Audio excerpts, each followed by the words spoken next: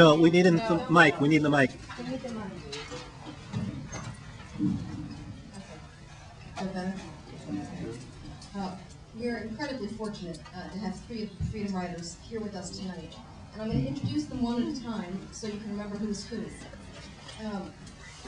But what's common about all of them, beyond their participation in the rides, and I have to say many of the people that you described as well, Eric, is their continued commitment to serving the community. And I hope we might talk a little bit about that after the presentations.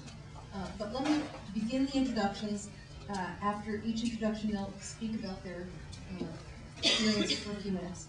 And let me begin the introductions with Reverend Green. Reginald Green, who's a native of Washington, D.C., heard about the Freedom Rides as a student. In 1961, he was studying for the ministry at Virginia Union University in Richmond. He left school for Nashville, Tennessee, where he joined more than 300 other students and to board buses as a Freedom Rider.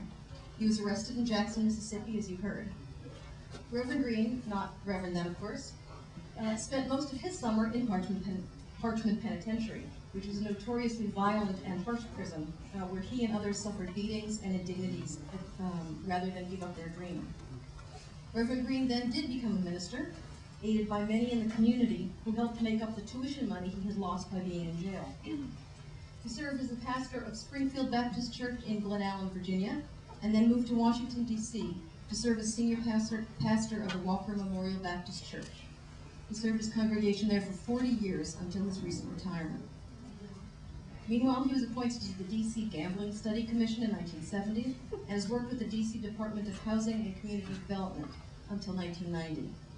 Among his many honors, Reverend Green was the first recipient of the D.C. Citywide Citizens Assembly Award, and he received a Pillar of Faith Award from Howard University's Divinity School.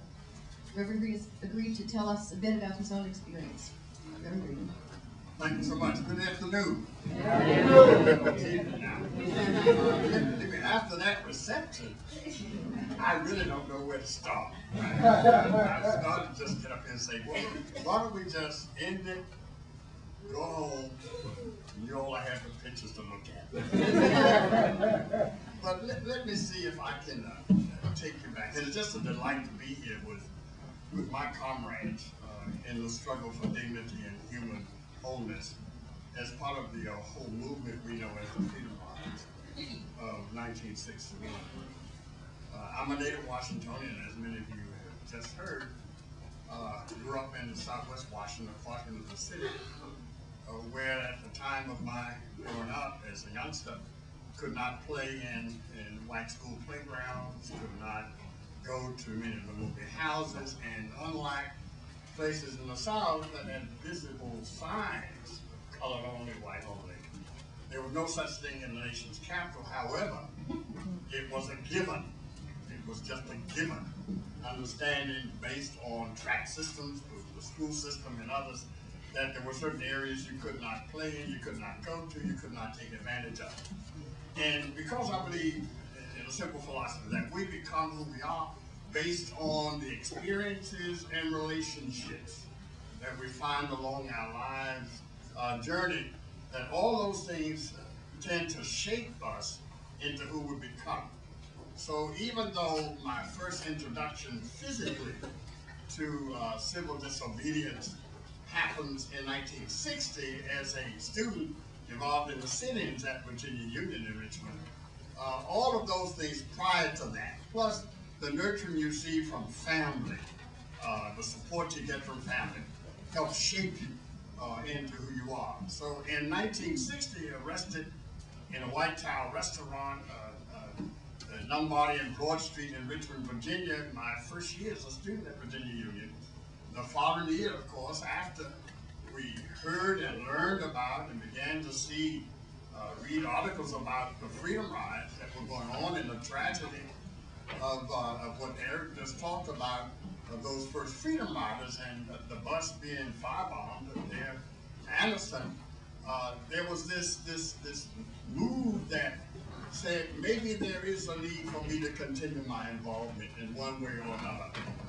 Now, because I wanted to, caught up in the euphoria, I suppose, the excitement of it all, the willingness to want to do something, you know, unique to my own personhood, to give something to this nation and to my community, I decided to, along with 2 other students from Virginia Union, to go on the Freedom Rise. Went through a couple of days of training, a reminder of what to do if you were being attacked. Afraid. A real fear began, at least at that moment, in the sense that we didn't know what to expect. Well, once we got to Mississippi, you went through the process of being arrested and processed in.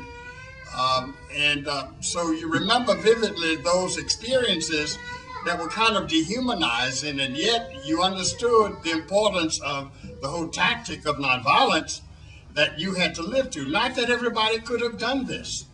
It takes I think, a unique person who, though by nature they may not be nonviolent, but were willing to discipline themselves to be able to withstand and to go through that process of not feeling demeaned by what is said to you, but understanding what you think about yourself is what you are. So that's my involvement. In Parchment and Hinds County Jail, of course, we went through the whole mattresses being taken away, and went through the hunger strike for a few days. Even though you heard about Hank Thomas, Hank was one of those, he wasn't about to be on a hunger strike. He was one of those who had no idea. He had no notion that he was going to be on a hunger strike. But in Parchment, with all the inhumane things and maximum security, women separated from men, white from black, there was the music that comes out of an African tradition that kept our spirits high. You just reflected on what it must have been like for the slaves here in America to be able to generate those songs that kept them going in the midst of all of that difficulty. And we sang the songs that kept us going. That was what really kept your spirits high, in spite of the fact that you couldn't do all the communications with each other.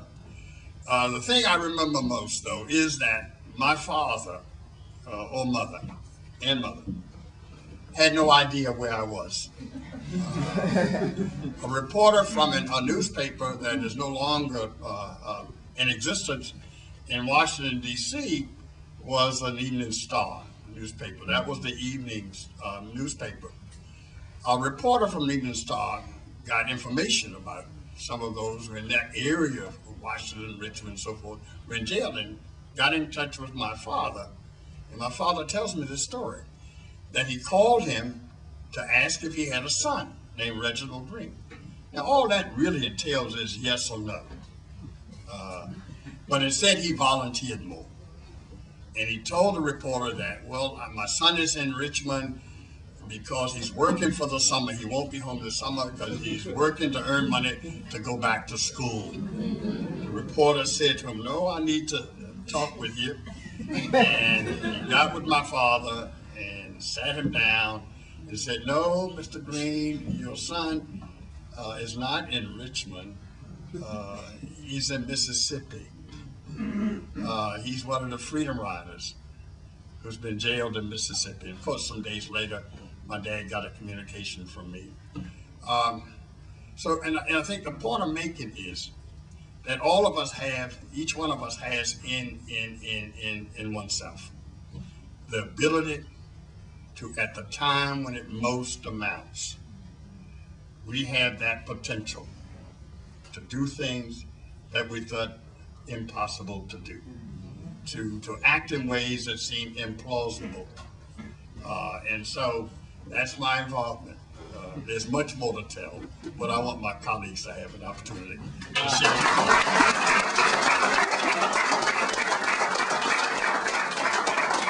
Kind of lingers in my mind. Next, let me introduce Ellen Ziskin. Ellen has traveled a similar road in many ways. She was a student at Columbia University in New York, volunteering at the Corps office, where she heard about the Freedom Rides. She heard about them from some young African-American men who had come north to talk about their experiences. And she was so moved by their story and apparently undaunted to hear about the danger that she too left for Nashville, Tennessee, where she, again, received training in nonviolence and then joined the other Freedom Riders on their bus trip to Jackson. And she reminds us she knew in advance that they were going to be arrested, and she was indeed arrested for breach of peace on July 29th. After she returned, she finished up at Columbia and then got a master's degree at Harvard Graduate School. Oh, I wasn't supposed to put the other schools, Graduate School of Education. She then trained at Mass General Hospital Language Clinic, where she worked with dyslexic children. She then went on for another master's degree, this time in social work, and has been working as a psychotherapist in Boston. Welcome, Ellen, and thank you for joining us tonight to share some of your experiences. I guess that many things in my life led up to my becoming a Freedom Massachusetts, and really had no interactions with any Black people. I think there were maybe 1 or 2 Black families, but they weren't at our school, which may have been an advantage in some way, because, you know, I never was in an environment where people were full of hate. But my mother used to talk about, you know, all people being equal. To my dismay, after having taught this, I was at a boarding school during high school, and one of the girls in my dormitory was named Jane Bond, who is Julian Bond's cousin. Julian Bond had been very active in the civil rights movement. And I called my mother and I said, could you write a note to the dorm mother or father so that Jane can come home with me for the weekend? And there was a long pause, and my mother said, can't you think of someone else? And it was kind of like, you know, like the curtain parted on The Wizard of Oz, or, you know, an illusion. My illusion was, I remember being so devastated and just crying and crying.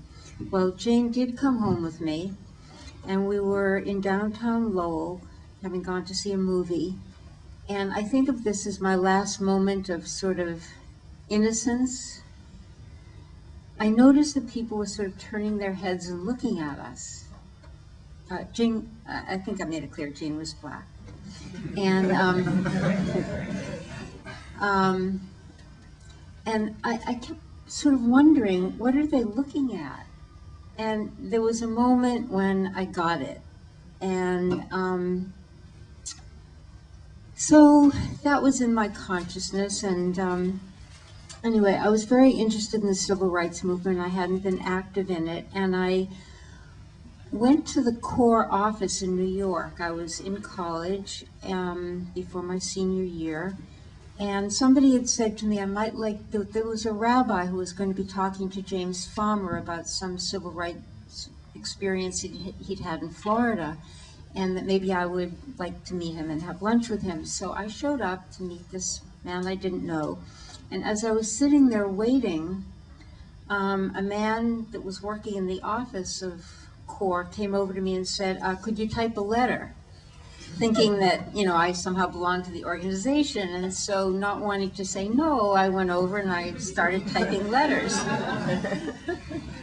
And I don't think I got paid, but I was asked to be, the man turned out to be Louis Lomax, who was a very famous Black radio figure in California, but his name didn't mean anything to me, but I became his sort of secretary.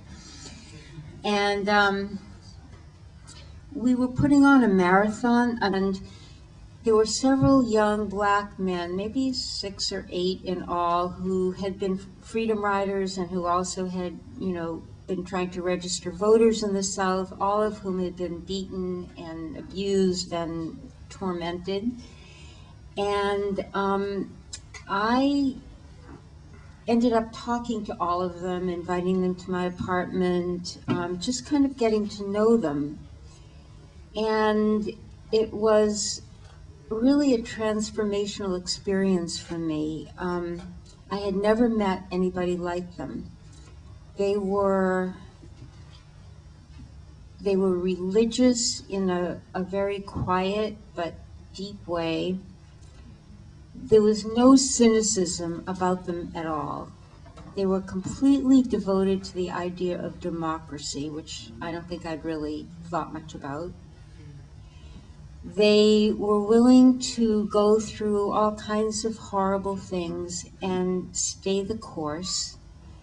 And they didn't act heroic. I mean, there was a humility about them, and I just found myself being so moved by them and not even realizing that over the course of these, maybe it was a week or two, that I, in a very seamless, non-thoughtful way, went from being an observer to a participant. And I really didn't go through any struggle. It was just so clear that if I felt as deeply about equality and civil rights as I did, that I had to put my money where my mouth was. So I heard all the details because I was at the Corps office and we knew what would happen. And I was a fairly reserved, unaggressive, always anxious to avoid conflict kind of person. So it sort of always amazes me that I did this. And I think when we talk of fear, it was like some part of me that had been buried came to the fore when after we were mugged. I was in a group of about maybe 8 people, and none of whom I knew until I got on the bus with them. And we were going to be interviewed individually by a very beefy, kind of aggressive white man on the police force. I don't know what his title was. And for some reason, I volunteered to go first. And I went in, and the first thing he said was, "So, what kind of a name is Ziskind?" And I knew immediately, because I'd already seen the newspapers where they referred to the Freedom Riders as commie Jews, hyphenated, and that we were all drug addicts, etc. So I knew immediately what he was getting at, and I said, it's an American name, I'm from America, and he wasn't having any of it. So I finally just looked at him and I said, "Are you asking me if I'm Jewish?" And I don't remember, but I mean, I sort of confronted him. And then he said, "Come down here to sleep with niggas?" And I said, "It's none of your business." And I didn't say no. And so he kept sort of goading me, "Oh, so you're ashamed of it. Came down here to sleep with niggas and you're ashamed of it." And I drew myself up to my full height. I don't know where this came from, but I still remember exactly what I said to him. I looked him in the eye and I said, "Sergeant, whatever." I said, I'm sure there are many things in your private life of which you are not ashamed that you don't care to discuss in public. And that was the end of that. And I kind of looked over my shoulder to see who was speaking, but it turned out to be me. So, I'll end there. Wow.